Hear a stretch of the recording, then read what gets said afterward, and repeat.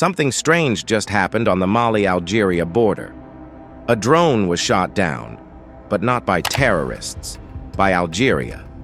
And according to Mali, that drone was on a mission to take out a dangerous jihadist. So why did Algeria stop it? Reports say the drone was targeting Iyad Ag Ghaly, a notorious jihadist leader in northern Mali, and one of the men behind years of violence and instability in the region.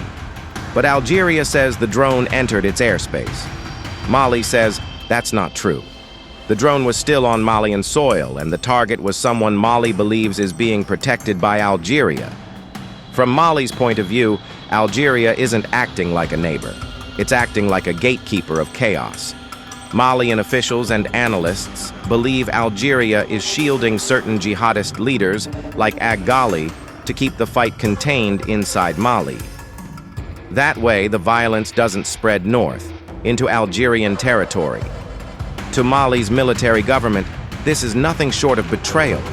After all, Mali is at war with these groups, and Algeria, by blocking this strike, is seen as interfering in Mali's sovereign right to defend itself. This incident isn't just about one drone. It's about trust, control, and survival. Mali has already cut ties with France, withdrawn from ECOWAS, and now it's facing off, diplomatically, with Algeria, the country that once brokered its 2015 peace deal. The junta in Bamako sees this as part of a bigger pattern. Foreign powers protecting the very instability Mali is trying to destroy. So, was this drone in Algerian airspace? Or is Algeria drawing lines that Mali was never allowed to cross? One thing is clear. The battle for the Sahel isn't just on the ground.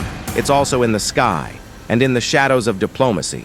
Subscribe for more geopolitics, military updates, and regional analysis.